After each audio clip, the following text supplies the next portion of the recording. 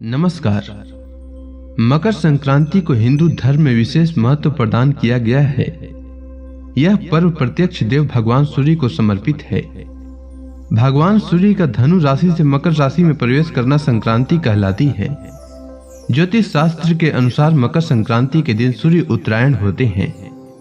इस दिन पर सूर्य दक्षिण की यात्रा समाप्त कर उत्तर दिशा की तरफ बढ़ते हैं। संक्रांति के दिन व्रत और दान का विशेष महत्व बताया गया है। कहते हैं कि इस दिन किया गया दान 100 गुना अधिक फल प्राप्त कराने वाला होता है। इसीलिए मकर संक्रांति के दिन दान अवश्य करना चाहिए। मकर संक्रांति के उत्सव पर तिल का दान करना शुभ माना जाता है। आज मैं आपके लिए मकर संक्रांति के व्रत से जुड़ी मकर संक्रांति की पौराणिक कथा लेकर आया हूं। तो आइए सुनते हैं मकर संक्रांति की पौराणिक कथा। मकर संक्रांति की पहली पौराणिक कथा के अनुसार राजा सगर अपने परोपकार और पुण्य कर्मों से तीनों लोकों में प्रसिद्ध हो गए थे।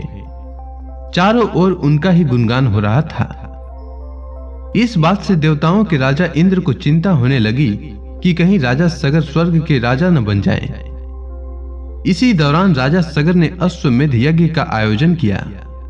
इंद्रदेव ने अश्वमेध यज्ञ का घोड़ा चुराकर कपिल मुनि के आश्रम के पास बांध दिया। अश्वमेध यज्ञ का घोड़ा चोरी होने की सूचना पर राजा सगर ने अपने सभी 60,000 पुत्रों को उसकी खोज में लगा दिया। वे सभी पुत्र घोड़े को खोजते हुए कपिल मुनि के आश्रम तक पहुंच गए। वहां पर उन्होंने अश्वमेध यज्ञ का घोड़ा देखा।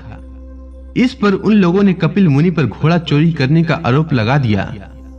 इससे क्रोधित होकर कपिल मुनि ने राजा सगर के सभी 60,000 पुत्रों को श्राप से जलाकर भस्म कर दिया। यह जानकर राजा सगर भागते हुए कपिल मुनि के आश्रम पहुंचे और उनको पुत्रों को क्षमा दान देने का निवेदन किया। तब कपिल मुनि ने कहा कि सभी पुत्रों के मोक्ष के लिए एक ही मार्ग है, तुम मोक्षदायिनी गंगा को पृथ्वी पर लाओ।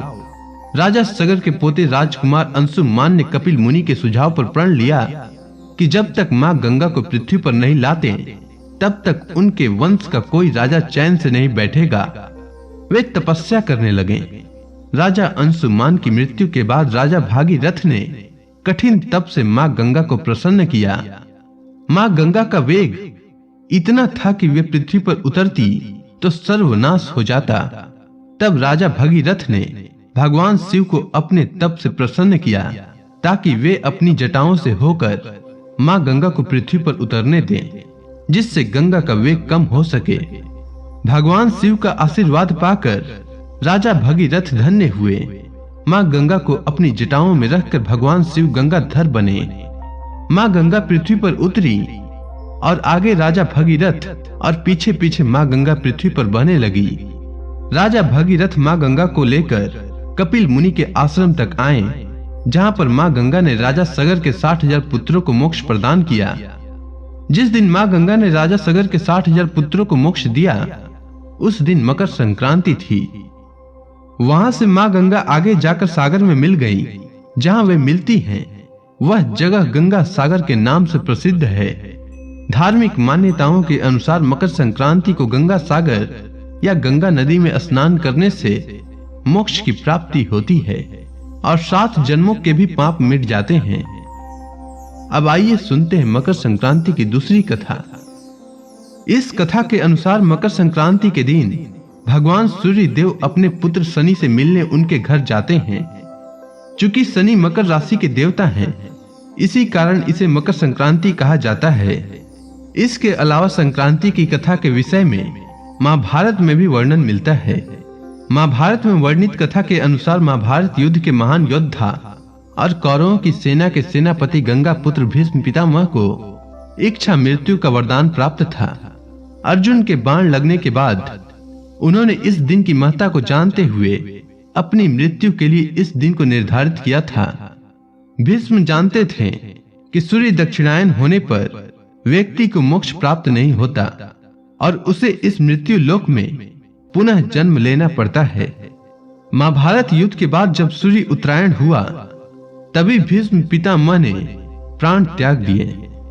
शास्त्रों में वर्णित मकर संक्रांति की तीसरी कथा के अनुसार माता यशोदा ने संतान प्राप्ति के लिए मकर संक्रांति के दिन व्रत रखा था।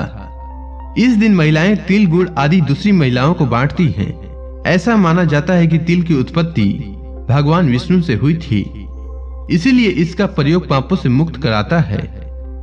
तिल के उपयोग से शरीर निरोगी रहता है और शरीर में गर्मी का संचार होता है।